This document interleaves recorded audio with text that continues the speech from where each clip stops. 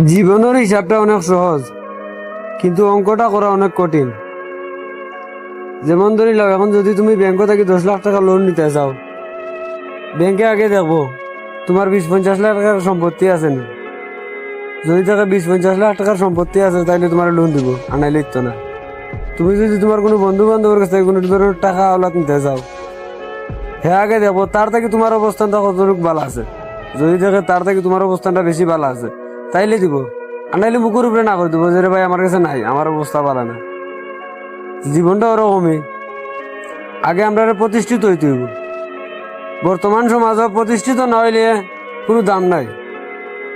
এর জন্য সবরেও কইরাম রে ভাই, আইন ইটা ইটা বাদ দিয়া পরিশ্রম করবার টাকা কামাও, আগে নিজে প্রতিষ্ঠিত হোক, সময় হইলে যোগ্য জবাব এমনিও দিতে পারবা।